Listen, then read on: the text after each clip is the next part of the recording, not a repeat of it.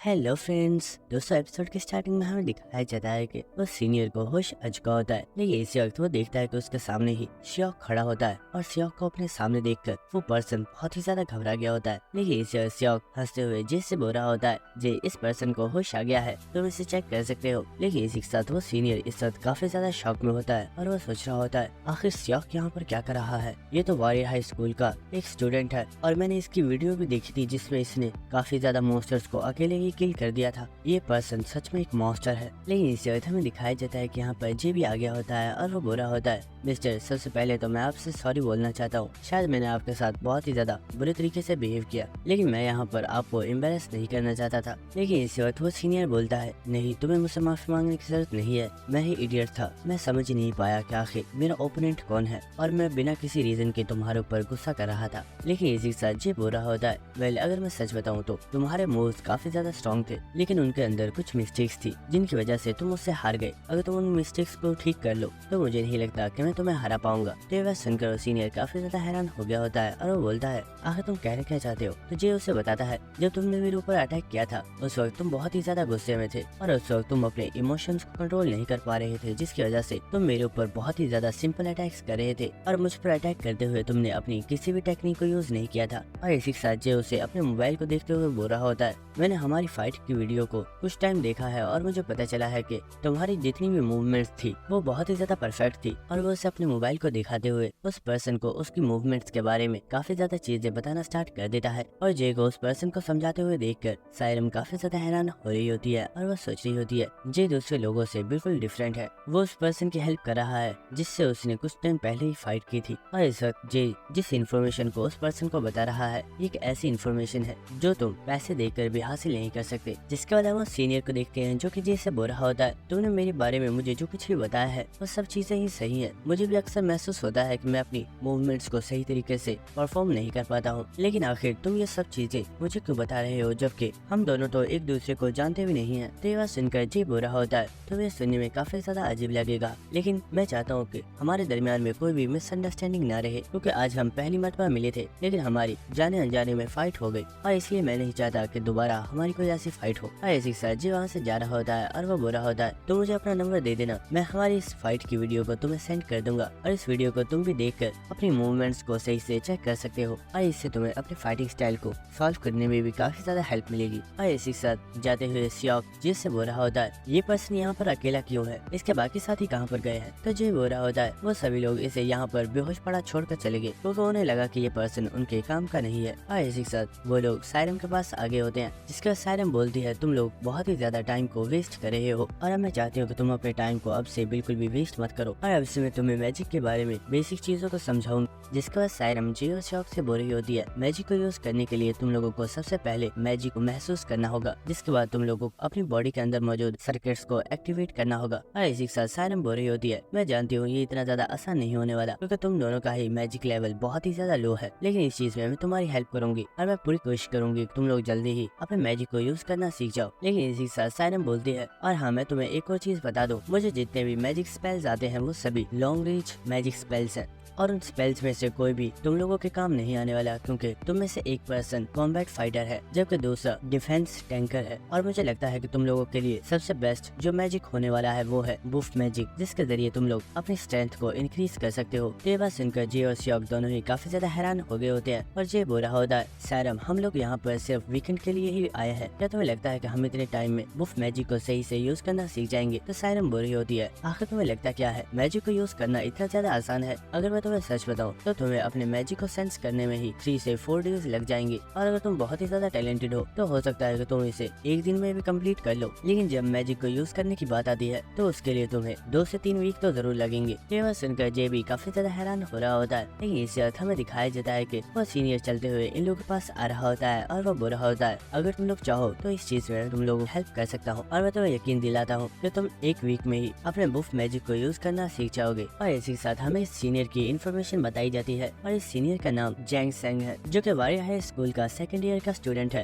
इसी के साथ हमें बताया जाता है कि जैक्सन असलियत में सेल्फ को यूज करने में एक स्पेशलिस्ट है। जिसके बाद हमें नेक्स्ट इवनिंग का सीन दिखाया जाता है और हम देखते हैं कि जे ने अपने मैजिक को महसूस कर लिया होता है और इस वक्त जे ने अपने हाथों के दरमियान में एक छोटी सी फायर को एक्टिवेट किया हुआ होता है और इस वक्त जे काफी ज्यादा एक्साइटेड होता है। लेकिन इसी के साथ वो सीनियर बोलता है, जे तुम्हें इतना ज्यादा एक्साइटेड होने की जरूरत नहीं है, अपने सारे फोकस को उस फायर के ऊपर कंसंट्रेट करो वरना वो फायर खत्म हो जाएगी। इसी के साथ वो सीनियर बुरा होता है, जे तुम सच में काफी ज्यादा टैलेंटेड हो, तुमने सिर्फ 1 डे में ही मैजिक को महसूस कर लिया है और इसी के साथ उसे यूज कैसे करना है तुम वो भी कर पा रहे हो। तो ये सुनकर जे बुरा होता है, अरे नहीं ऐसा कुछ नहीं है, शायद मैं लकी था जो मैं आसानी से इसे यूज करना सीख गया। जिसके बाद वो सीनियर जे के पास बैठ गया होता है और वो बुरा होता है, जे तुमने ये बात सुनी ही होगी कि जितने भी लोग मैजिक का यूज करते हैं वो अपने मैजिक को यूज करने के लिए मेडिटेशन करते हैं ताकि वो ध्यान लगाकर अपनी बॉडी के अंदर मौजूद दूसरे सर्किट्स को एक्टिवेट कर पाए। और एक इंसान की बॉडी के अंदर जितने ज्यादा सर्किट्स एक्टिवेट होते हैं वो इतनी ही ज्यादा मैजिक को यूज कर पाता है। तो जे बुरा होता है, हाँ ये बात तो मैंने भी सुनी हुई है कि मेडिटेट करने से इंसान अपनी बॉडी के अंदर मौजूद मैजिक सर्किट्स को एक्टिवेट कर सकता है। तो सीनियर बोलता है, अच्छा आप जल्दी करो और जिस पोजीशन में तुम बैठे हुए हो इसी पोजीशन में बैठे हुए अपने मैजिक सर्किट्स को महसूस करने की कोशिश करो। तो यह सुनकर जे भी मान गया होता है और वो यहाँ पर मेडिटेट करना स्टार्ट कर देता है। लेकिन इसी के साथ वो सीनियर सोच रहा होता है, जे सच में बहुत ही ज्यादा टैलेंटेड है, इसने बहुत ही आसानी से अपने मैजिक को महसूस कर लिया। लेकिन मुझे नहीं लगता कि जे इतनी आसानी से अपने सर्किट्स को फील कर पाएगा, क्योंकि हर नॉर्मल पर्सन को अपने सर्किट्स को फील करने में बहुत ही ज्यादा टाइम लग जाता है और कुछ लोगों को तो इसमें हफ्ते और महीने भी लग जाते हैं। लेकिन इसी वजह जे बोलता है, सीनियर मुझे लगता है मैंने अपने सर्किट्स को महसूस कर लिया है। तो ये बात सुनकर सीनियर बहुत ही ज्यादा शॉक हो गया होता है और वो बोलता है, व्हाट, आखिर ये तो क्या कह रहे हो। लेकिन इसी साथ जे बुरा होता है, मैं सच कह रहा हूँ, मैं इस वक्त अपनी बॉडी के अंदर मौजूद एक एक सर्किट को महसूस कर पा रहा हूँ और मैं ये बात भी महसूस कर पा रहा हूँ कि ये तमाम सर्किट्स मेरी बॉडी के अंदर मौजूद एक कोर के साथ जुड़े हुए हैं और वो कोर ही सारे मैजिक को मेरी बॉडी के अंदर ट्रांसफर कर रहा है। इसी साथ हमें सायरम का सीन दिखाया जाता है जो कि सियोक को मैजिक के बारे में समझा रही होती है। लेकिन सियोक को कुछ ज्यादा समझ नहीं आ रही होती क्योंकि उसने भी मैजिक को आज से पहले कभी भी यूज नहीं किया होता। लेकिन इसी वक्त सायरम बोलती है, अच्छा सियोक मुझे ये बताओ, क्या तुमने कभी भी पियानो का यूज किया है। तो सियोक बोलता है, पियानो, हाँ मुझे याद है, मैंने कुछ टाइम पियानो का यूज किया हुआ है और मुझे पियानो यूज करना काफी अच्छा भी लगता है क्योंकि उसकी तमाम धुन बहुत ही ज्यादा इंटरेस्टिंग होती है। तो सायरम बोल रही होती है, ये तो काफी ज्यादा अच्छा है, पियानो के बारे में काफी कुछ जानते हो। इसी के साथ सायरम ने अपने हाथ के ऊपर किसी इलेक्ट्रिक मैजिक को एक्टिवेट किया हुआ होता है। इसी के साथ सायरम सियोक को यहाँ पर इस मैजिक के बारे में समझाना स्टार्ट कर देती है और वो पियानो के बारे में बताते हुए बोल रही होती है, जिस तरह तुम अपने पियानो की धुन को महसूस करते हो बस इसी तरह तुम्हें अपने मैजिक के फ्लो को महसूस करना है और तुम बहुत ही आसानी से इस मैजिक को यूज कर पाओगे और वो धुन जिनमें तुम बहुत ही ज्यादा कंसंट्रेट करते हो वो तुम्हें उतनी ही ज्यादा पसंद आती है। और इसी तरह तुम्हें बस अपने इस मैजिक के फ्लो को महसूस करना है और जब तुम ऐसा कर लोगे तो तुम फ्रीली अपने मैजिक को यूज कर पाओगे। और इसे सायरम अपने मैजिक को यूज करते हुए यहाँ पर एक बहुत ही ज्यादा पावरफुल अटैक करती है और सायरम को अपनी पावर को यूज करते हुए जे भी देख रहा होता है और वो सायरम की इस पावर से काफी ज्यादा हैरान हो रहा होता है और वो सोच रहा होता है, इलेक्ट्रिक मैजिक ये भी काफी ज्यादा पावरफुल है, मुझे बाद में इसकी भी प्रैक्टिस करनी चाहिए। इसके बाद सायरम बता रही होती है, सियोक मैंने इस वक्त जो अटैक किया था ये एक लॉन्ग रेंज अटैक था और इस तरह के अटैक्स को मॉन्स्टर्स के साथ फाइट में ही यूज किया जाता है ताकि उन मॉन्स्टर्स को एक ही बार में किल किया जा सके। लेकिन इस तरह के अटैक्स को बैटलफील्ड पर भी बहुत ही ज्यादा केयरफुल तरीके से यूज किया जाता है कि ये अटैक्स यूजर की खुद की बॉडी को भी बहुत ही ज्यादा डैमेज कर सकते हैं। इसलिए अब तुम्हें बैठकर अपनी मैजिक के फ्लो को महसूस करना चाहिए। तो सियोक भी इस चीज के लिए मान गया होता है और इसी के साथ जे इन लोगों को देखकर सोच रहा होता है, मैं जानता था इन लोगों को स्टार्टिंग में एक दूसरे से बात करने में काफी ज्यादा ऑकवर्ड लगेगा क्योंकि इन्होंने स्कूल में कभी भी आपस में बात नहीं की है, लेकिन ये बहुत ही जल्दी आपस में कंफर्टेबल हो जाएंगे। लेकिन इसी साथ सीनियर जे से बोलता है, आखिर तुम खड़े क्यों हो गए हो, तुम्हें अपने सर्किट्स को महसूस करते हुए अभी सिर्फ कुछ ही घंटे हुए हैं, क्या तुमने हार मान ली है, तुम्हें अपनी बॉडी के अंदर मौजूद और ज्यादा सर्किट्स को महसूस करना चाहिए। ये बात सुनकर जे बुरा होता है, सीनियर मुझे लगता है इस चीज की जरूरत नहीं है क्योंकि मैं काफी ज्यादा सर्किट्स को पहले ही महसूस कर चुका हूँ और मुझे लगता है कि मैं बहुत ही जल्दी इन्हें यूज करना भी सीख जाऊंगा। यह सुनकर वो सीनियर काफी ज्यादा हैरान हो गया होता है और वो बोलता है, आखिर तुम कहना क्या चाहते हो, मैं तुम्हारी बात का मतलब नहीं समझा। तो जे बुरा होता है, जैसा आपने बताया था मैंने अपने सर्किट्स को महसूस किया है, मेरे राइट हैंड के अंदर टोटल 16 सर्किट्स हैं जिनमें से कुछ मेरे बाइसेप्स की मसल्स में है और कुछ मेरे ट्राइसेप्स की मसल्स में है और कुछ सर्किट्स मेरे हाथ की ग्रिप में है। जिसके बाद मेरे लेफ्ट हैंड में 5 सर्किट्स मेरे शोल्डर में है और 10 सर्किट्स मेरे हाथ में है। और ये बात सुनकर वो सीनियर बहुत ही ज्यादा शॉक हो गया होता है और चिल्ला कर बोलता है, क्या तुम मेरे साथ मजाक कर रहे हो, आखिर ऐसा कैसे पॉसिबल है। और इन लोगों की इतनी ज्यादा चिल्लाने की आवाज सुनकर सायरम काफी ज्यादा हैरान हो गई होती है और इसी के साथ सायरम इन लोगों को देखते हुए सोच रही होती है, आखिर अजय ने क्या कर दिया जो जरूर इसने दोबारा से कुछ अजीब किया होगा जो ये सीनियर जे के ऊपर इतना ज्यादा चिल्ला रहा है। और इसी के साथ वो सीनियर बुरा होता है, जे क्या तुम मेरे साथ मजाक कर रहे हो? आखिर ऐसा कैसे पॉसिबल है? तुमने अपनी हाथ के अंदर मौजूद एग्जैक्ट सर्किट्स को इतनी आसानी से महसूस कैसे कर लिया? तो जे बुरा होता है,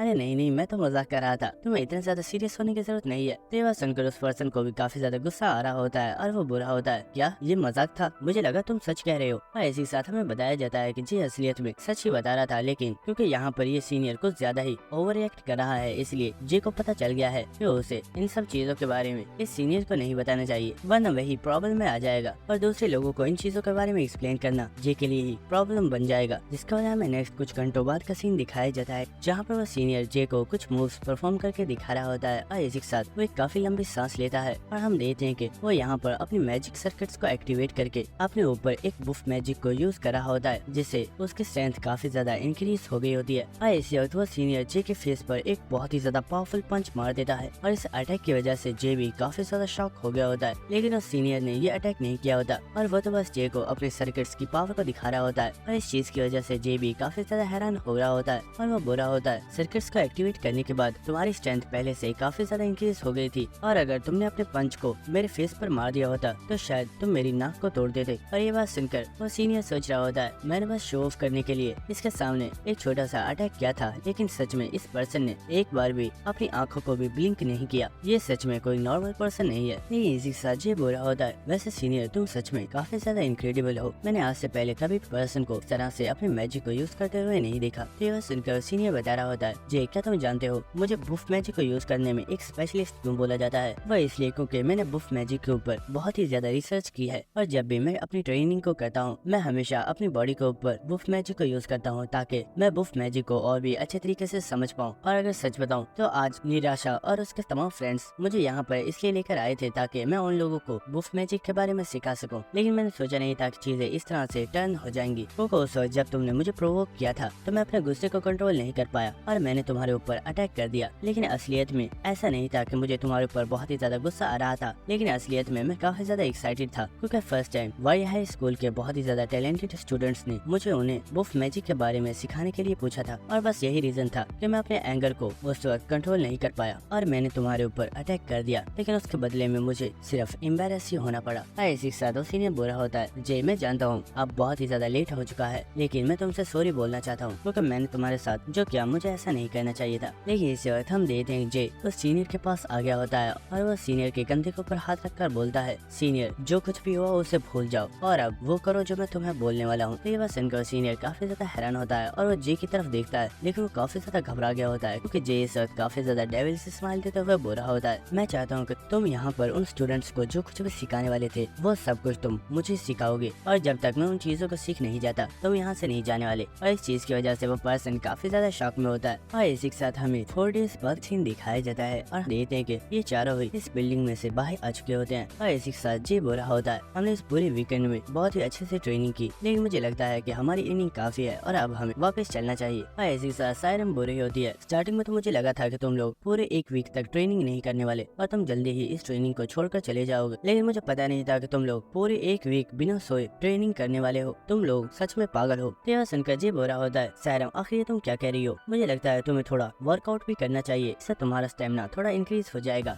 इसी के साथ हम देखते हैं कि जे और श्योक दोनों का ही स्टेमिना ए रैंक है, इसलिए उन्हें कुछ ज्यादा फर्क नहीं पड़ा होता, लेकिन इसी के साथ सायरन बुरी होती है, शट अप, क्या तुम्हें सच में लगता है कि मैं तुम लोगों से वीक हूँ? इसी के साथ जे बुरा होता है, वेल श्योक, जब हम ट्रेनिंग कर रहे थे तो मुझे बार बार नूडल्स खाने का मन कर रहा था, इसलिए जब हम नेक्स्ट टाइम यहाँ पर ट्रेनिंग करने के लिए आएंगे तो हम लोग अपने साथ नूडल्स भी लेकर आएंगे ताकि हम यहाँ पर नूडल्स को पका कर खा सकें। तो ये बात सुनकर श्योक भी इसके लिए मान गया होता है। इसी के साथ उसी बोलता है, मैंने अपने लिए एक कैब बुक की है, क्या तुम में से कोई पर्सन मेरे साथ जाना चाहता है? मैं तुम्हें तुम्हारे घर पर ड्रॉप कर दूंगा। तो ये बात सुनकर जे बोलता है, अरे हाँ क्यों नहीं, मैं तुम्हारे साथ चल देता हूँ। इसी के साथ सायरम से बोलता है, सायरम तुम ऐसा करना कि तुम श्योक को अपने साथ ले जाओ और उसे उसके घर पर ड्रॉप कर देना। तो ये बात सुनकर सायरम काफी ज्यादा हैरान हो गई होती है और वो बोलती है, क्या मैं? इसी के साथ जे जाता हुआ बुरा होता है, दोस्तों मुझे नहीं पता कि अब हमारी मुलाकात दोबारा कब होने वाली है और शायद हो सकता है कि हम लोगों की मुलाकात डायरेक्ट इंट्रेंस एग्जाम वाले डे पर ही हो, लेकिन इस दौरान अपने टाइम को वेस्ट मत करना और अच्छे से ट्रेनिंग करते रहना। और सायरम मैं ये जानता हूँ कि कुछ टाइम बाद तुम्हारा नेक्स्ट टेस्ट होने वाला है और इसलिए तुम्हें उसकी अच्छे से तैयारी करनी है क्योंकि इस बार तुम्हें वहाँ पर बचाने के लिए मैं नहीं होऊंगा। तो ये बात सुनकर सायरम भी इसके लिए मान गई होती है और इसी के साथ जे वहाँ से जा रहा होता है, लेकिन इसी के साथ सायरम सीनियर से बोलती है, सीनियर आपने यहाँ पर हमारी बहुत ही ज्यादा हेल्प की, इसके लिए आपका बहुत ही ज्यादा शुक्रिया, क्योंकि आपसे हमें बहुत ही ज्यादा चीजें सीखने को मिली है। यह बात सुनकर वो सीनियर बोलता है, तुम्हें मेरा थैंक्स करने की जरूरत नहीं है, क्योंकि मुझे भी यहाँ पर बहुत ही कुछ सीखने को मिला है। और इसी के साथ हम देखते हैं कि वो सीनियर और जे दोनों ही अपनी टैक्सी में यहाँ से चले जाते हैं, और हम देखते हैं कि यहाँ पर श्योक और सायरम रह गए होते हैं, जो कि अपनी गाड़ी का वेट कर रहे होते हैं, और उन दोनों को यहाँ पर काफी ज्यादा ऑकवर्ड लग रहा होता है। जिसके बाद हमें जे के घर का सीन दिखाया जाता है, और हम देखते हैं कि जे अपने रूम के अंदर आ गया होता है, और वो बोल रहा होता है, मैं सच में बहुत ही ज्यादा थक चुका हूँ, लगता है आज मुझे स्कूल से छुट्टी करनी पड़ेगी, क्योंकि आज सारे दिन मैं अपनी नींद को पूरी करने वाला हूँ। लेकिन इसी वक्त जे का अंकल बोलता है, मेरे प्यारे भतीजे तुम्हें फिक्र करने की जरूरत नहीं है, मैंने पूरे 1 मंथ के लिए तुम्हारे स्कूल वालों से बात कर ली है, तुम 1 मंथ तक स्कूल नहीं जाने वाले हो, और अब तुम अपनी ट्रेनिंग के लिए मेरे साथ चल रहे हो। और अपने अंकल को यहाँ पर देखकर जे काफी ज्यादा हैरान हो गया होता है, और वो बोलता है, अंकल आखिर आप यहाँ पर क्या कर रहे हो, और क्या आप मुझे पूरे 1 मंथ के लिए स्कूल से स्किप करवाने वाले हो? क्या आपको नहीं लगता कि ये काफी ज्यादा बुरा है और मुझे जाकर स्टडी करनी चाहिए? तो जे का अंकल बोल रहा होता है, इससे क्या ही फर्क पड़ता है, वैसे भी तुम बहुत ही जल्द वाई स्कूल में ट्रांसफर होने वाले हो। लेकिन इसी साथ जे का अंकल बोलता है, वाओ मुझे लगता है तुमने अपने मैजिक की बेसिक्स को सीख लिया है, और तुमने अपने कुछ सर्किट्स को भी एक्टिवेट कर लिया है। और ये बात सुनकर जे काफी ज्यादा हैरान हो गया होता है, और वो बोल रहा होता है, वेल मुझे लगा कि मुझे अपनी ट्रेनिंग पर सही से फोकस करना चाहिए, क्योंकि वाई हाई स्कूल का एंट्रेंस एग्जाम कुछ टाइम बाद ही होने वाला है, इसलिए मुझे हर एक चीज के लिए प्रिपेयर रहना चाहिए। और इसी के साथ जे बोलता है, वैसे अंकल मुझे नहीं लगता कि मुझे आपके साथ जाकर और ज्यादा मैजिक ट्रेनिंग करनी चाहिए, क्योंकि मेरा एंट्रेंस एग्जाम जल्दी ही होने वाला है, इसलिए मुझे लगता है कि मुझे अब अपने बेसिक्स को और भी ज्यादा इम्प्रूव करना चाहिए। तो जे का अंकल बोलता है, क्या तुम ये कहना चाहते हो कि तुम मेरे साथ नहीं जाना चाहते? तो जे बोलता है, ऐसा नहीं है, मैं ये नहीं कहना चाहता कि मैं आपके साथ जाना नहीं चाहता, मैं बस अपनी बेसिक ट्रेनिंग के ऊपर थोड़ा और फोकस करना चाहता हूँ। लेकिन इसी वक्त जे काफी ज्यादा हैरान हो गया होता है, और हमें दिखाया जाता है कि जे के अंकल को इस वक्त जे के ऊपर बहुत ही ज्यादा गुस्सा आ रहा होता है। और इसी के साथ जे का अंकल बोल रहा होता है, जे तुम्हें क्या लगता है मैं तुम्हें अपने साथ ट्रेनिंग करवाने के लिए लेकर जा रहा हूँ? ऐसा बिल्कुल भी नहीं, एंट्रेंस एग्जाम के टेस्ट को पास करने से पहले तुम्हें मेरे टेस्ट को पास करना होगा, और अगर तुम इसमें फेल हो गए तो तुम वाई हाई स्कूल नहीं जा सकते। और इसी के साथ वो फनी स्टाइल में बोलता है, अब मेरी शक्ल क्या देख रहे हो, जाओ और जाकर अपने कच्चे बनियान उठा लो, वरना बाद में मत कहना कि तुम्हें अपने कपड़े पैक करने का टाइम नहीं मिला था। इसके बाद हमें नेक्स्ट सीन दिखाया जाता है कि जे ने अपने कपड़ों को पैक कर लिया होता है। और इसी के साथ जे बोल रहा होता है, अंकल आपने मुझे बताया नहीं कि आखिर हम लोग जाने कहाँ वाले हैं, कहीं ऐसा तो नहीं कि आपके पास भी कोई बहुत ही बड़ी बिल्डिंग मौजूद है जिसके अंदर आप अपनी ट्रेनिंग किया करते थे? यह बात सुनकर जे का अंकल बोल रहा होता है, हाँ मेरे पास एक बिल्डिंग तो थी, लेकिन मैंने उसे बेच दिया था, और अब मेरे पास ऐसी कोई भी बिल्डिंग नहीं है। और इसी के साथ जे का अंकल यहाँ पर किसी बॉक्स को ओपन कर रहा होता है। तो जे बोल रहा होता है, अंकल आखिर ये क्या चीज है और आप इसे ओपन क्यों कर रहे हो? तो जे का अंकल बोल रहा होता है, जब तुम यहाँ पर नहीं थे तो इस बॉक्स को कुछ लोग तुम्हारे लिए डिलीवर करके गए थे, लेकिन तुम यहाँ पर नहीं थे तो उन्होंने इस बॉक्स को मुझे दे दिया, लेकिन मुझे लगता है कि अब हमें इसे ओपन करके देख लेना चाहिए कि इसमें है क्या। और इसी के साथ इन्होंने इस बॉक्स को ओपन कर दिया होता है, और इस बॉक्स को ओपन करने के बाद वो दोनों ही काफी ज्यादा हैरान हो गए होते हैं। और इसी के साथ जे का अंकल बोलता है, मैं सोच रहा था कि इस बॉक्स के अंदर कोई ऐसी चीज हो सकती है, लेकिन मुझे पता नहीं था कि वो चीज इतनी ज्यादा यूनिक होगी। और हमें दिखाया जाता है कि इस बॉक्स के अंदर जे का न्यू वेपन रखा हुआ होता है, जो कि असलियत यहाँ पर टाइटेन मॉन्स्टर ने ही भिजवाया है, और ये वही वेपन है जिसे जे ने टाइटेन मॉन्स्टर को दिया था, लेकिन अभी ये वेपन काफी ज्यादा अपग्रेड हो चुका है। और इसी के साथ जे यहाँ पर मौजूद उस नोटबुक को पढ़ रहा होता है, और इसी के साथ वो अपने वेपन को देखते हुए बोल रहा होता है, मेरा ये वेपन पहले से बहुत ही ज्यादा लाइट हो चुका है, और इसकी ग्रिप पहले से भी बहुत ही ज्यादा मजबूत हो गई है, मुझे लगता है मैं इसे काफी अच्छे तरीके से यूज कर पाऊंगा। तो ये सुनकर वो अंकल बोल रहा होता है, तुम्हारा वेपन तुम्हें बिल्कुल सही टाइम पर मिल गया, और क्योंकि अब हम ट्रेनिंग के लिए ही जा रहे हैं तो ये वहाँ पर तुम्हारे बहुत ही ज्यादा काम आएगा। तो ये सुनकर जे बोल रहा होता है, अंकल आपने सही कहा, मैं अपने वेपन को यूज करने के लिए काफी ज्यादा एक्साइटेड हूँ। और इसी के साथ हमें नेक्स्ट सीन दिखाया जाता है, जहाँ पर जे बोल रहा होता है, मुझसे गलती हो गई जो मैंने बोल दिया कि मैं एक्साइटेड था, लेकिन अब सच में मुझे ऐसा लग रहा है कि यहाँ पर आकर मैंने अपनी जिंदगी की सबसे बड़ी गलती कर दी। और इसी के साथ हमें दिखाया जाता है कि जे के सामने इस वक्त एक बहुत ही बड़ा ट्री मॉन्स्टर होता है, जो कि चलता हुआ जे की तरफ ही आ रहा होता है। और हमें इस मॉन्स्टर के बारे में बताया जाता है कि ये मॉन्स्टर एक कार्निवोरस बीस्ट है, जिसकी डेंजर रैंक 4 स्टार है। जिसके बाद हम देखते हैं कि जे फाइट के लिए रेडी हो गया होता है, लेकिन इसी के साथ वो बुरा होता है, आपने मुझे हमेशा से ही ये सिखाया था कि अगर मुझे कभी भी 3 स्टार के मॉन्स्टर नजर आ जाए तो मैं फौरन से वहाँ से भाग जाऊँ, लेकिन आज आपने मुझे एक 4 स्टार मॉन्स्टर के सामने लाकर खड़ा कर दिया है, क्या आपको मेरी बिल्कुल भी परवाह नहीं है? और हम देखते हैं कि जे का अंकल वहाँ पर ही मौजूद होता है, और वो बुरा होता है, इडियट तुम उस वक्त एक स्मगलर थे, इसलिए मैंने तुम्हें ये ट्रिक सिखाई थी, लेकिन अब तुम एक एडवेंचरर बनना चाहते हो, तो क्या तुम्हें सच में लगता है कि भागने की ट्रिक तुम्हारी हमेशा काम आएगी? और इसी के साथ वो अंकल सोच रहा होता है, मैं जानता हूँ एक 4 स्टार मॉन्स्टर जे के लिए बहुत ही ज्यादा टफ मॉन्स्टर है, और जे इस मॉन्स्टर को नहीं हरा पाएगा, और उसे यहाँ पर इस मॉन्स्टर से फाइट करने के लिए अपनी पूरी स्ट्रेंथ लगानी होगी, वरना वो यहाँ पर मर भी सकती। इसके बाद हमें जे का सीन दिखाया जाता है, और हम देखते हैं कि वो मॉन्स्टर बहुत ही तेजी के साथ जे के ऊपर एक बहुत ही ज्यादा पावरफुल अटैक कर देता है और जे ने भी बहुत ही तेजी से इस अटैक को डॉज कर लिया होता है, लेकिन उसके फेस के ऊपर एक कट लग जाता है और वो सोच रहा होता है इस मॉन्स्टर की अटैक स्पीड बहुत ही ज्यादा फास्ट है, लेकिन ये इतना ज्यादा फास्ट नहीं है जितना वो 5 स्टार का मॉन्स्टर था और उस 5 स्टार के मॉन्स्टर के सामने ये ट्री मॉन्स्टर कुछ भी नहीं है। इसी के साथ हम देखते जे बहुत ही तेजी के साथ भागकर एक बहुत ही ऊंची जंप लगाकर उस मॉन्स्टर के बिल्कुल ऊपर ही आ गया होता है। इसी के साथ उसने यहाँ पर अपने ऑरा को एक्टिवेट कर लिया होता है। इसी के साथ हम देखते हैं कि जे उस मॉन्स्टर के ऊपर अटैक करने के लिए बिल्कुल रेडी होता है, लेकिन इसी के साथ वो मॉन्स्टर भी घूमकर जे के ऊपर अटैक कर देता है और इसी के साथ जे ने भी उस मॉन्स्टर के ऊपर एक बहुत ही ज्यादा पावरफुल अटैक कर दिया होता है। इसी के साथ हमें जे के अंकल को दिखाया जाता है जो कि अपने मैजिक को यूज करने के लिए बिल्कुल रेडी था और वो बोल रहा होता है एक बार के लिए तो तुमने मुझे डरा ही दिया था और मुझे लगा कि मुझे तुम्हें प्रोटेक्ट करना होगा, लेकिन शायद मैं तुम्हारी कुछ ज्यादा ही परवाह कर रहा था। और हमें दिखाया जाता है कि जे ने इस मॉन्स्टर के ऊपर एक बहुत ही ज्यादा पावरफुल अटैक किया होता है और उसने अपने एक ही अटैक के साथ इस मॉन्स्टर की बॉडी को 2 टुकड़ों में कट कर दिया होता है, लेकिन इसी के साथ जे काफी ज्यादा हैरान होता है और हमें दिखाया जाता है कि जे ने अपने वेपन के ऊपर अपने ऑरा के साथ एक ब्लेड बना लिया होता है, जिसकी वजह से वो वेपन एक एक्स में चेंज हो चुका है और ये देखकर वो अंकल भी काफी ज्यादा शॉक हो गया होता है और वो बोलता है आखिर ये तुमने कैसे किया। इसी के साथ हमें जे को दिखाया जाता है जो कि अपने वेपन को ही देख रहा होता है और हम देखते हैं कि उसने अपने वेपन के ऊपर जो ब्लेड बनाया हुआ था वो ब्लेड अब गायब हो जाता है और इस चीज की वजह से जे भी काफी ज्यादा हैरान होता है और वो सोच रहा होता है आखिर ये हुआ क्या था, मैंने तो बस अपने थोड़े से ऑरा को यूज किया था ताकि मैं उस मॉन्स्टर के ऊपर एक जोरदार अटैक कर सकूं, लेकिन आखिर इस वेपन ने अपनी शेप को खुद ट्रांसफॉर्म कैसे कर लिया। इसी के साथ जे का अंकल बोल रहा होता है हे जे आखिर तुमने ये किया कैसे था, क्या ये तुम दोबारा कर सकते हो। तो जे बोल रहा होता है अंकल मुझे इस बारे में सच में नहीं पता, ये सब कुछ अपने आप हो गया था, लेकिन इसे यूज करके काफी ज्यादा अच्छा लगा। इसी के साथ वो अंकल सोच रहा होता है ये सच में एक काफी ज्यादा यूनिक वेपन है, यहाँ पर किसी भी मैजिक को यूज नहीं किया, इसका साफ मतलब ये है कि इस वेपन ने खुद जिनके ऑरा को यूज करके इस ब्लेड को रेडी किया था। और इसी के साथ जे सोच रहा होता है ये वेपन सच में इनक्रेडिबल है, लेकिन इसे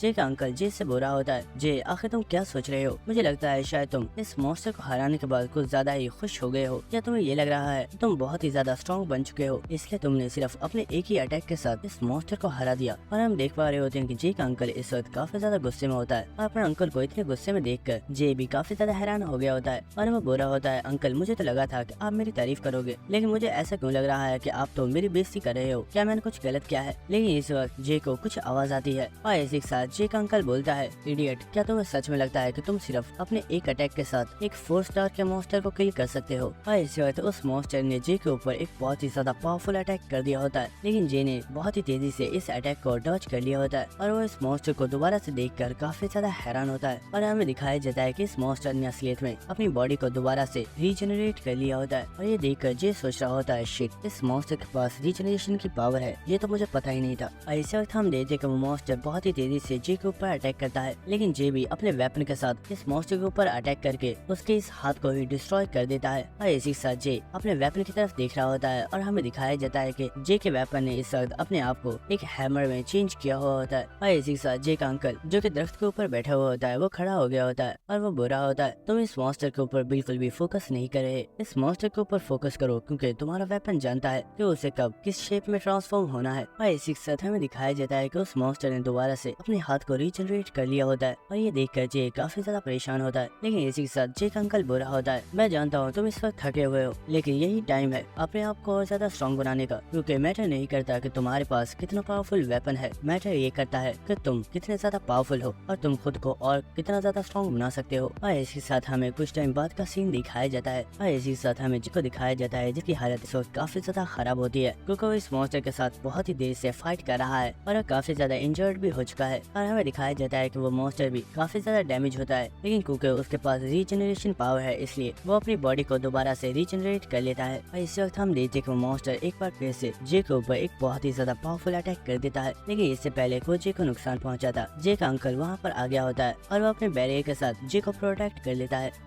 इसी के साथ तो अंकल बोल रहा होता है आखिर तुम सोच क्या रहे हो, क्या तुम्हें ये लगा था कि तुम इस अटैक को ब्लॉक कर सकते हो, इस अटैक से तुम बहुत ही ज्यादा इंजर्ड हो जाते। इसी के साथ वो मॉन्स्टर इस शील्ड के ऊपर बहुत ही तेजी के साथ अटैक्स कर रहा होता है, जिसका वजह ये बोल रहा होता है मैंने इस मॉन्स्टर को मारने की पूरी कोशिश की है, लेकिन मैं इसके जिस भी पार्ट को डिस्ट्रॉय करता हूँ ये उसे फौरन ही रीजनरेट कर लेता है। आखिर इस मॉन्स्टर को हराने का सही तरीका क्या है, तो वो बॉस बोल रहा होता है इस बारे में तो मुझे भी नहीं पता, लेकिन मेरे ख्याल से भागना एक सबसे बड़ी अच्छी स्ट्रेटेजी। बस इनका जी बोल रहा होता है आखिर आप क्या मजाक कर रहे हो, आपने तुमने तो बोला था कि ये मेरा एक टेस्ट है और मुझे इस मॉन्स्टर से फाइट करके इसे हराना है। लेकिन इसी वक्त वो बॉस बोल रहा है, इडियट, मेरा कहने का मतलब ये है कि भागते वक्त तुम्हें कोई ऐसा प्लान बनाना होगा जिसके जरिए तुम इस मॉन्स्टर को किसी ट्रैप में फंसा सको या फिर किसी और तरीके से तुम इसे किल कर सको। लेकिन इसी वक्त अचानक से जे किसी आवाज को सुनकर काफी ज्यादा शॉक हो गया होता है और हमें दिखाया जाता है कि मॉन्स्टर ने इस शील्ड को तोड़ दिया होता है और वह इस शील्ड को ब्रेक करके अंदर आ रहा होता है। और जे की रिएक्शंस को देखकर वो बॉस भी काफी ज्यादा हैरान हो रहा होता है और वो सोच रहा होता है, आखिर इस लड़के हुआ क्या है, मैं इसे इतनी काम की बात बता रहा हूँ लेकिन ये तो मेरी बातों पर ध्यान ही नहीं दे रहा। लेकिन इसी वक्त वो देखता है कि मॉन्स्टर इस शील्ड के अंदर आ चुका होता है। तो वो बॉस उस मॉन्स्टर से बोलता है,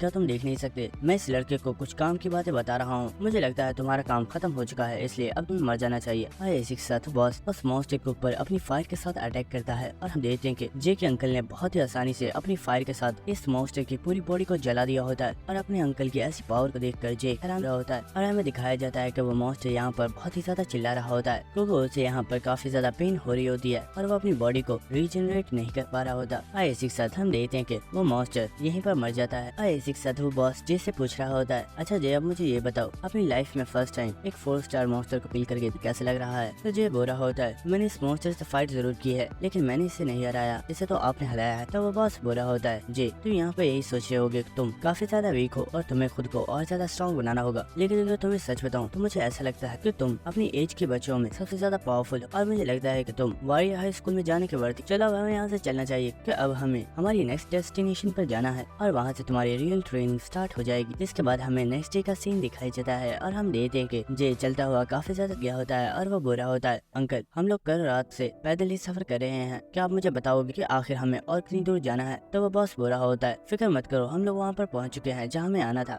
इसी के साथ हमें दिखाया जाता है कि ये लोग इस वक्त एक डंजन एरिया के अंदर मौजूद होते हैं और ये एरिया साइज में बहुत ही ज्यादा बड़ा होता है। इस जगह को देखकर जे भी काफी ज्यादा हैरान होता है और वो बोला होता है, सच में ये यकीन करना बहुत ही ज्यादा मुश्किल है कि ये जगह एक डंजन है, क्या अब मेरी यहाँ पर ट्रेनिंग होने वाली है? तो जे का बॉस बोल रहा होता है, हाँ अब से तुम यहीं पर ट्रेनिंग करने वाले हो और अब से तुम्हें डेली इस डंजन में जाकर यहाँ पर मौजूद मॉन्स्टर्स के साथ फाइट करनी है। जिसके बाद वो बॉस बोल रहा होता है, जे ये डंजन देखने में जितनी ज्यादा ब्यूटीफुल है ये इतनी ही ज्यादा डेंजरस है क्योंकि एक नॉर्मल पर्सन का इस डंजन के अंदर 30 मिनट तक सर्वाइव करना भी इम्पॉसिबल है। और अब से 1 मंथ के लिए तुम इस जगह पर ट्रेनिंग करोगे जहाँ पर मॉर्निंग टाइम में मैं तुम्हें मैजिक के बारे में सिखाऊंगा, जिसके बाद आफ्टरनून से लेकर इवनिंग तक तुम्हें यहाँ पर मौजूद मॉन्स्टर्स के साथ फाइट करनी है और नाइट में मैं तुम्हें प्रोटेक्ट करूंगा ताकि तुम रेस्ट कर सको। तो मुझे बताओ तुम इस बारे में क्या सोचते हो, क्या तुम इस ट्रेनिंग के लिए तैयार हो? तो सुनकर जे स्माइल कर रहा होता है और इसी के साथ बोल रहा होता है, मुझे लगता है इस ट्रेनिंग काफी ज्यादा मजा आएगा। इसी के साथ हमें पूरे 1 मंथ के बाद का सीन दिखाया जाता है जहाँ पर हम सायरम को देखते हैं जो कि जिनका वेट कर रही होती है और वो सोच रही होती है, जे ने पूरे 1 महीने से मेरे किसी भी मैसेज का रिप्लाई नहीं किया है, ना ही उसने मेरी कॉल्स को पिक किया है और आज हमें वॉरियर हाई स्कूल में इंट्रेंस एग्जाम के टेस्ट के लिए जाना है लेकिन वो लड़का अभी भी यहाँ पर नहीं आया है। लेकिन इसी वक्त हमें दिखाया जाता है कि यहाँ पर जे आ गया होता है और वो सायरम से बोलता है, मुझे माफ करना, शायद मैं ज्यादा ही लेट हो गया हूँ। और जे की आवाज सुनकर सायरम गुस्से में उसके ऊपर चिल्लाते हुए बोलती है, इडियट, तुमने कितनी ज्यादा देर लगा दी, क्या तुम जानते हो मैं कितने टाइम से तुम्हारा वेट कर रही हूँ और आखिर तुम पूरे 1 मंथ से मेरी कॉल्स और मेरी मैसेजेस का रिप्लाई क्यों नहीं कर रहे? लेकिन इसी के साथ वो काफी ज्यादा शॉक हो गई होती है और वो बोलती है, आखिर तुम्हारे साथ हुआ क्या है, तुम ठीक तो हो ना? और इसी के साथ हमें दिखाया जाता है कि जे की हालत इस वक्त काफी ज्यादा खराब होती है और उसके कपड़े भी फटे हुए होते हैं। लेकिन इसी के साथ जे बुरा होता है, आखिर तुम ऐसा क्यों कह रही हो? कहीं ऐसा तो नहीं कि तुम्हें मेरा हेयर स्टाइल पसंद नहीं आया? असल में जब मैं जंगल में ट्रेनिंग कर रहा था तो अपने बालों को कट करने के लिए मेरे पास कुछ भी नहीं था, तो मैंने एक ब्लेड के साथ अपने बालों को कट कर दिया, क्या ये अच्छा नहीं लग रहा है? और जे की ऐसी बातों को सुनकर सायरम तो काफी ज्यादा हैरान हो रही होती है। लेकिन इसी के साथ जे बुरा होता है, सायरम क्या तुम मेरे लिए कपड़े लेकर आई हो? क्योंकि मैं अपनी ट्रेनिंग से सीधा यहाँ पर ही आया हूँ और मेरे पास चेंज करने के लिए बिल्कुल भी कपड़े नहीं है। तो यह सुनकर सायरम बोल रही होती है, हाँ मैं तुम्हारे लिए कपड़े लेकर आई हूँ, लेकिन मेरी बात सुनो, मुझे तुमसे कुछ पूछना था। और इसी वक्त वो अपने हाथ के साथ जे को टच करने वाली होती है, लेकिन इसी वक्त उसे एक बहुत ही ज्यादा खतरनाक ऑरा महसूस होता है और ये ऑरा किसी और का नहीं बल्कि जे का होता है, जिसकी बॉडी में से इस वक्त एक बहुत ही ज्यादा पावरफुल और खतरनाक ऑरा रिलीज हो रहा होता है। और इस ऑरा को महसूस कर सायरम काफी ज्यादा घबरा गई होती है और वो फौरन से पीछे हो जाती है और ये देखकर जे भी काफी ज्यादा हैरान होता है और इसी के साथ वो बोलता है, सायरम मुझे माफ करना, शायद मैंने तुम्हें डरा दिया है। एक्चुअली काफी टाइम से लगातार ट्रेनिंग करने की वजह से मुझे लगा कि कोई मेरे ऊपर अटैक करने वाला है। तो सायरम बोल रही होती है, कोई बात नहीं, मैं जानती हूँ तुम मुझे नुकसान नहीं पहुँचाओगे। इसी के साथ सायरम सोच रही होती है, मैंने जे की बॉडी में से एक बहुत ही ज्यादा पावरफुल किलिंग इंटेंट को महसूस किया था, आखिर जे ने किस तरह की ट्रेनिंग की है। और इसी के साथ हम देखते हैं कि जे कार में से अपने कपड़ों को लेकर बिल्डिंग के अंदर चला जाता है ताकि वो अपने कपड़ों को चेंज कर सके। जिसके बाद हमें नेक्स्ट सीन दिखाया जाता है कि वो लोग गाड़ी में कहीं पर जा रहे होते हैं। इसी के साथ सायरम पूछ रही होती है तुम्हारे कपड़े कैसे हैं, क्या तुम्हें वो फिट आ गए हैं। तो जे बुरा होता है अरे हाँ वो तो काफी ज्यादा अच्छे थे, सच में कपड़े खरीदने में तुम बहुत ही ज्यादा माहिर हो। जिसके बाद सायरन पूछ रही होती है अच्छा जे मुझे ये बताओ तुम्हें क्या लगता है क्या तुम अपने इंट्रेंस एग्जाम के लिए प्रिपेयर हो चुके हो। तो जे बुरा होता है वेल अगर सच बताऊं तो मैं वाई हाई स्कूल के इंट्रेंस एग्जाम के लिए काफी ज्यादा एक्साइटेड हूँ।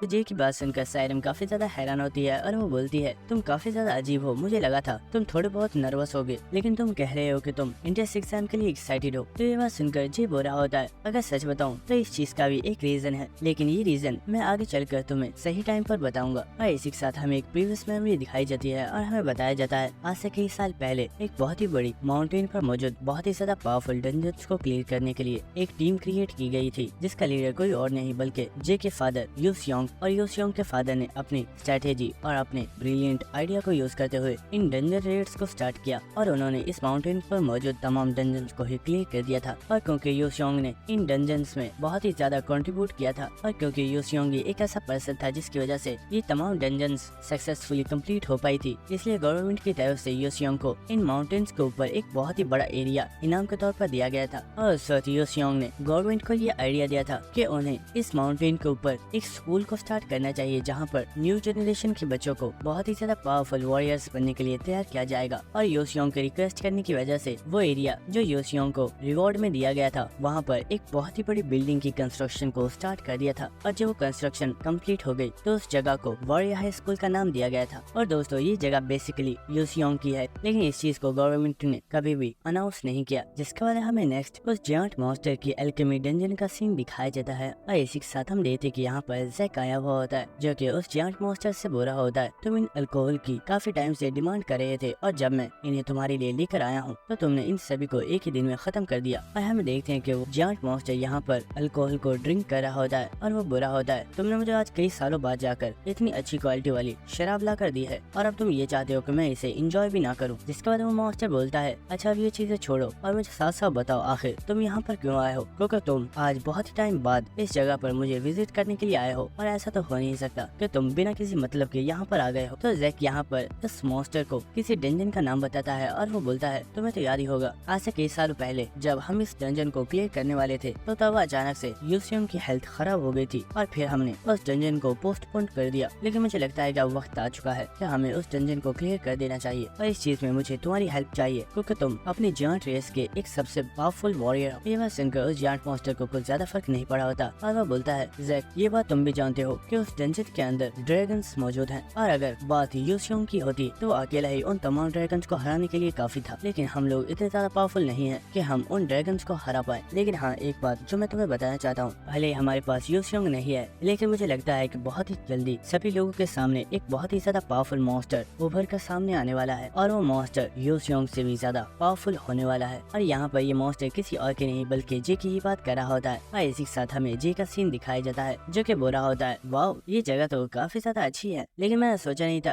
कि इस जगह पर इतने ज्यादा लोग आए हुए होंगे। और इसी के साथ हमें वाई हाई स्कूल के इंटरेस्ट एरिया वाली जगह को दिखाया जाता है जो कि सच में बहुत ही ज्यादा बड़ी होती है और यहाँ पर बहुत ही ज्यादा लोग मौजूद होते हैं जो कि सभी इंट्रेंस एग्जाम के टेस्ट के लिए ही आए हैं। जिसके बाद वो लोग चलते हुए बिल्डिंग की तरफ आगे जा रहे होते हैं और इसी के साथ सायरन बोल रही होती है इस बार के इंट्रेंस एग्जाम के लिए यहाँ बहुत ही ज्यादा लोग आए हुए हैं और मुझे लगता है कि इस बार का इंट्रेंस एग्जाम बहुत ही ज्यादा टफ होने वाला है और हो सकता है स्टूडेंट्स को आपस में भी फाइट करनी पड़े। ये बात सुनकर जे बोल रहा होता है तुम ठीक कह रही हो और सायरन मुझे लगता है तुम्हारी कजन की तरफ से भी काफी ज्यादा लोगों ने हिस्सा लिया है और वह सभी लोग मुझे टारगेट भी कर चुके हैं। तो ये बात सुनकर सायरन काफी ज्यादा हैरान हो गई होती है और बोलती है आखिर ये तुम क्या कह रहे हो, मैं तुम्हारी बात का मतलब नहीं समझी। तो ये बोल रहा होता है सायरन पिछले एक मंथ में मैंने जो ट्रेनिंग की है उससे मेरी सेंसेस बहुत ही ज्यादा शार्प हो गई हैं जिससे मैं लोगों के इंटेंशंस का बहुत ही आसानी से अंदाजा लगा सकता हूँ। और यहाँ पर इस वक्त टोटल 20 पीपल्स मौजूद है जिनकी नजरें इस वक्त सिर्फ मेरे ही ऊपर है और मुझे लगता है कि ये कोई कोइंसिडेंस नहीं है, जरूर इन सभी लोगों को तुम्हारी कजन ने ही हायर किया है। लेकिन तुम फिक्र मत करो, मैं जानता हूँ कि इस जैसे लोगों को मुझे उनकी औकात कैसे दिखानी है। और इसी के साथ हमें दिखाया जाता है कि जी यहाँ पर अपने एक बहुत ही ज्यादा पावरफुल और खतरनाक ऑरा को रिलीज करता है और वो देखने में इस वक्त काफी ज्यादा बैडेस्ट लग रहा होता है। और इसी के साथ वो चलता हुआ उस बिल्डिंग के अंदर जा रहा होता है और जे की इतनी खतरनाक पावर को देखकर सायरन भी काफी ज्यादा हैरान हो गई होती है। और इसी के साथ हमें दिखाया जाता है कि वो लोग जो कि जे के ऊपर नजर रख रहे थे जे की पावर को महसूस करके काफी ज्यादा घबरा गए होते हैं। जिसके बाद नेक्स्ट का सीन दिखाया जाता है जहाँ पर काफी ज्यादा टीचर्स मौजूद होते हैं और इसी के साथ यहाँ पर एक पर्सन बोल रहा होता है और सभी टीचर्स का यहाँ पर आने के लिए बहुत शुक्रिया और सर प्रिंसिपल आपका भी बहुत ज्यादा शुक्रिया, क्या आप मेरे बुलाने पर यहाँ पर आ गए। बात सुनकर वो प्रिंस बोल रहा होता है हाँ ठीक है, काम की बात बताओ, आखिर तुझे यहाँ क्यों बुलाया है। जिसके बाद वो पर्सन यहाँ मुझे सभी लोग को बताता है आप सभी लोग जानते हैं कि वाई हाई स्कूल में जितने भी स्टूडेंट्स का टेस्ट लिया जाता है वो टेस्ट एक बहुत ही ज्यादा सेफ प्लेस पर होता है, लेकिन इस बार उस जगह को चेंज किया जा रहा है और इस बार एक अननोन प्लेस पर तमाम स्टूडेंट्स का टेस्ट लिया जाएगा ताकि सबसे ज्यादा यूनिक और पावरफुल स्टूडेंट्स को चूज किया जा सके। तो वो प्रिंसिपल भी काफी ज्यादा हैरान होता है और वो बोलता है मुझे लगता है तुम लोगों की डायरेक्टर को अपने ऊपर कुछ ज्यादा ही भरोसा है, या फिर इसे ये लगता है कि इसके स्क्वाड के मेंबर्स इतने ज्यादा पावरफुल हैं कि वो इंट्रेंस एग्जाम में आए हुए हर एक बच्चे को प्रोटेक्ट कर सकते हैं। और इस जगह हमें इस डायरेक्टर चेयरमैन को दिखाया जाता है जो कि असलियत में एक लेडी है और वो बोल रही होती है सर प्रिंसिपल मुझे लगता है आप शायद मेरी स्क्वाड टीम के ऊपर शक कर रहे हैं या फिर आपको हमारी स्ट्रेंथ का कोई अंदाजा ही नहीं है। और इसके साथ हमें इस लेडी के बारे में बताया जाता है कि ये लेडी साउथ कोरिया की सबसे ज्यादा पावरफुल स्क्वाड की टीम लीडर है और ये खुद भी एक बहुत ही ज्यादा पावरफुल हंटर है। और इसी के साथ वो प्रिंसिपल बोल रहा होता है डायरेक्टर चेयरमैन ये बात मैं भी जानता हूँ कि आप लोग टेस्ट में आने वाली उन कैजुअलिटीज को सॉल्व करते हो जो बिल्कुल अनएक्सपेक्टेड होती हैं, लेकिन अगर टेस्ट को ही बिल्कुल एक अननोन प्लेस पर लिया जाएगा तो क्या तुम्हें सच में लगता है कि तुम वहाँ पर होने वाली कैजुअलिटीज को सॉल्व कर पाओगी। लेकिन इसी वक्त यहाँ पर एक टकला पर्सन बस प्रिंसिपल के ऊपर गुस्सा करते हुए बोल रहा होता है तो आखिर तुम चाहते क्या हो, हम सभी लोग ये पहले ही डिसाइड कर चुके हैं कि ये टेस्ट किस जगह पर लिया जाएगा, क्या तुम्हें इस चीज में कोई प्रॉब्लम है, आखिर तुम यहाँ पर सीन क्रिएट क्यों कर रहे हो। लेकिन इसी साधु प्रिंसिपल उस पर्सन को गाली देते हुए बोलता है साले टकले तो अपनी औकात में रह और भूल मत मैं वारी हाई स्कूल का प्रिंसिपल हूँ, कोई तेरी क्लास का स्टूडेंट नहीं जिसके ऊपर तो कभी भी अपना रोब जमा सकता है। लेकिन इसी साथ वो लेडी उस प्रिंसिपल से बोलती है सर प्रिंसिपल मुझे नहीं लगता कि आपको यहाँ पर सीन क्रिएट करना चाहिए क्योंकि मैं वारी हाई स्कूल की डायरेक्टर चेयरमैन हूँ और इस चीज का फैसला मुझे करना है कि एंट्रेंस एग्जाम को किस जगह पर लिया जाएगा।